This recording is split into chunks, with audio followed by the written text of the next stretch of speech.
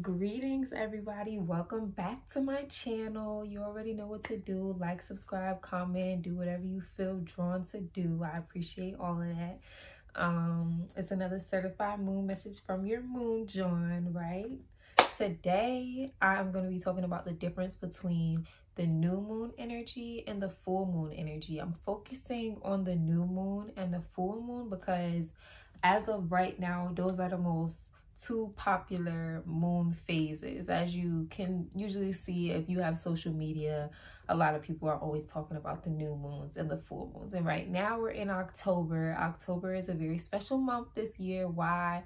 It's a very magical because it actually is gonna have two full moons. It had a full moon on the 1st, I believe, and then a full moon on the 31st. So you don't usually get two full moons in 1 month. So they call that every once in a blue moon. So this moon on October 31st is actually going to be like a blue moon.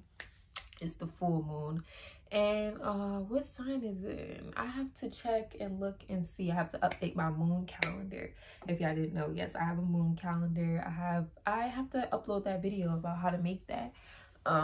That's what I look at to just know the moon phases on a regular basis because if you didn't know, throughout a month the moon travels through all 12 signs. So some days are Aries moon days, whatever moon day. Today specifically is a cat moon day. I love cat moons because I'm a cat moon, right? So yes, I'm doing this to let y'all know the energy between the new and the full moon because I am going to be doing a series of all the new moons through all 12 zodiac signs, the full moons and their energy through all 12 zodiac signs. And then I'm also going to be doing the daily moons, letting y'all know what the daily moon energy is like on an everyday basis. But I thought first I start by explaining the new and the full moons because, like I said, those are the two most popular moon phases. And some people just might want to know what is the energy difference between those two very powerful moon phases. And also, I also don't like to forget that like the waning phase and the waxing phase are also important, very important, and I guess nowadays underrated moon phases. And there's a lot of like root work and manifestation and powerful things that go on and that you can do during those times too. But for now, we're going to stick to what the topic is. So let's start with the new moon. The new moon is a beautiful time. For me, I use the new moon as the first of the month for me. That is the beginning of the month for me. I don't really follow the Gregorian calendar. Like, of course, I look at it. It's what's on my phone. Of course, that's what majority of us go by nowadays. But I don't believe that that calendar is actually really accurate. So, I kind of just do my own thing, right? So the new moon is the beginning of the month for me. Why? Because everything feels new. It feels like the beginning of the month. It feels like this would be the first of the month. Like everything feels new. It's like everything is restarting, replenishing, and just the energy is amazing to me. Literally, it's just new. Like it's always powerful. It's never too heavy. You know, it's always kind of just a refreshing breath of fresh air. And I love it. And I always told y'all the new moon is the phase where the moon is dark. It's where the sun is not on that side. So if you look up in the sky, you're not going to see a moon. But it is still the new moon phase, right?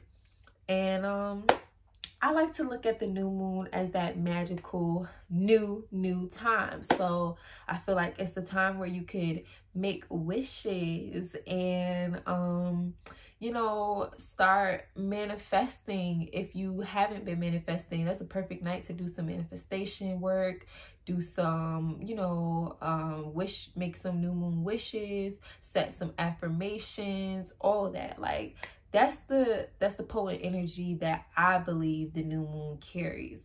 Like it's kind of like a reset. Like, okay, this is the beginning of the month. This month I have these goals that I want to get to, and I'm gonna write down my new moon wishes. And every time the new moon comes by, I'm gonna see if my wish came true, or you know, whatever the case may be. And although you should be like manifesting, and you can, you know, be visualizing and saying your affirmations on a regular basis, you really should, because that's the law of attraction, right?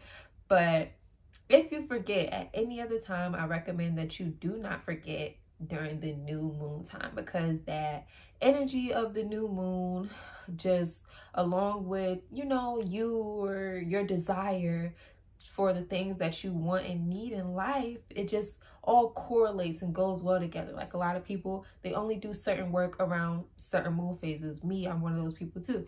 I will only do certain work around certain moon phases because I want that energy to also back me up, you know, because it's just powerful. I feel like, you know, it helps out a lot.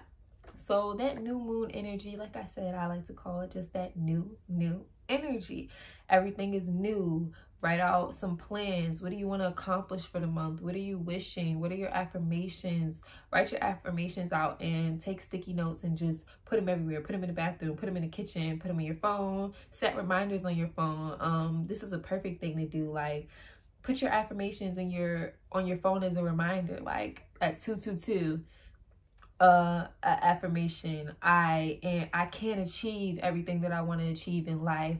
I will, you know, like whatever your affirmations might be, because of course it's going to be different. I am strong, I'm healthy, I'm a divine being of light. Whatever you want, set it on your phone. That's what I recommend, because it's just be super cool that you send that and that you remind yourself, oh, like, oh my God, at this time this came. And you know, like, we always on our phones, so I feel like that's the perfect way. But also sticky notes, posters, write it down, put it in your journal, all of that is highly recommended for new moon time. And I mean, that's pretty much how I sum up the new moon energy. I think that y'all get that, you know, like, it's very abundant and it's very beautiful. It's usually not too much conflict going on or anything like that. It's just a very potent and blissful time for me, from what I've noticed. And then we move on to the full moon. Now the full moon is way more intense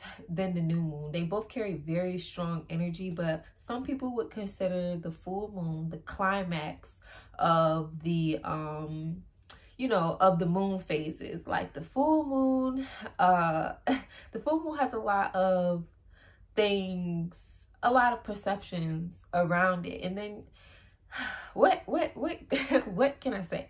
Like the full moon is like the climax. The full moon is when things start getting pushed out. I like to tell people that stuff that you've been sweeping under the rug and things that you've been avoiding and trying not to deal with during the full moon time, that's when all that stuff just starts to like come out, like as if you got a dusty rug on the floor and somebody came and just shook the rug and just blew all the dust in your face. That's sometimes what the full moon energy can feel like, because the full moon is a time for you to work on unresolved things. It's a time for you to resolve things, and the energy is backing you up. And you know, the issue is that a lot of us don't want to deal with those things. That's why we are throwing them under the rug. And then so sometimes the full moon energy can be very intense. I know when I was younger, I was afraid of the full moon because I was under the impression that whenever the full moon came, bad things happened. So whenever it was a full moon, I'd be in the house early, not outside, just worried that something might happen, like something bad might happen. And I feel like that was something that was just like a superstition that was carried with the full moon, because the full moon brings out a lot of shit that people don't want to deal with. And then people don't know how to act when certain stuff comes out, like the full moon, especially depending on what sign it's in. That's why I'm gonna do the series about the signs, because like certain signs, like especially fire signs and full moons, can be extremely intense. Like and how, you know, some people don't know how to deal with that, and some people don't know that it's the full moon energy that's bringing it up for you to deal with it. And it's almost like it's a test, you know what I'm saying? And you know, if you don't know, then you don't really know how to act or how to, you know, maneuver with that energy. So yeah, but I don't think it's anything for you to be afraid of. It's nothing for you to be afraid of. It's nothing for you to scurry or run away from. Actually, the opposite. You need to deal with it. Around the full moon time, a lot of relationships end. And I tell people it's no better time than for relationships to end, really, than with the full moon, because the full moon comes and puts a close on anything that needs to be, you know, anything that needs to get closed. It's like the judge when they smack that gavel down. That's it. It's done. It's over. You feel me? Like whatever it was is what it was. So if you lose somebody around the full moon time, there was no better time for that relationship or that situation or whatever it was to end. And when things start coming out, I suggest that you deal with those things. Like, don't avoid them. Don't run away from them. Don't keep trying to sweep them under the closet, under the rug, because at the end of the day, you only get one chance to really focus on certain things. Now, the way I like to teach people is that the full moon goes through each sign, right? It goes in order. So if the full moon was just in Libra, then the next time it's going to be in Scorpio, then it's going to be in Sagittarius, then it's going to be in Capricorn, and it goes in order, right?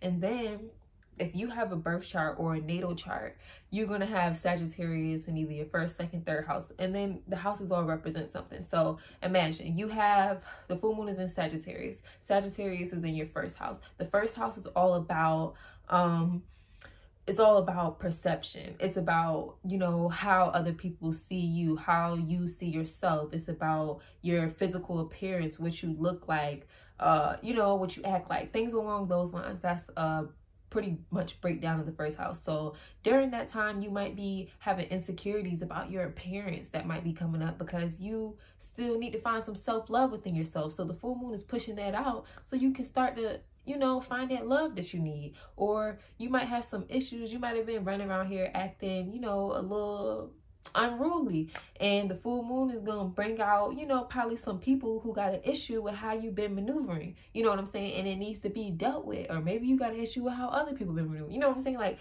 it's a time where things come out to be dealt with, and if you don't deal with them, then the cycle is just going to keep going and repeating itself, and nobody wants to keep repeating cycles. We want to, you know, get it over with, learn the lesson, and move on to our next lesson. Otherwise, we stay stuck.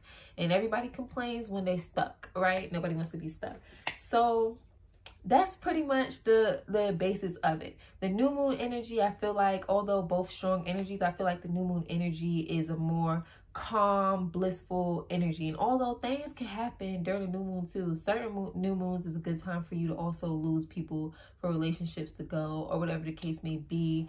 You know, certain things come up during the new moon too. It doesn't mean that all the time during the new moon the energy is just gonna be great. That's just not the reality of it. But new moons are about the new. It's a reset, and I feel like you get a chance to really set things in order how you want to use your power to pave your future with that new moon energy. And with that full moon energy that comes 2 weeks later, use that to get rid of all that old junk, clean out that closet, you know what I'm saying, clean up from underneath that rug, and learn your lessons, do what you need to do, and move forward, okay? And that's that full moon energy.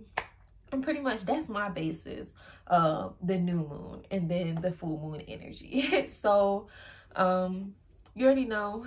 I don't even know. Like, share, subscribe, comment. Let me know how you feel around the new moon phases. I recommend creating a moon journal and writing down how you feel during that, how you felt during that new moon phase, how you felt during that full moon phase. This is what I did, and this is how I came up with, you know, the energy that I feel during these moon phases. And you could also do the same. So with that being said, that pretty much completes the video. So I hope you enjoyed it. I hope it was knowledgeable for you, and that you learned something, and I'll see you next time.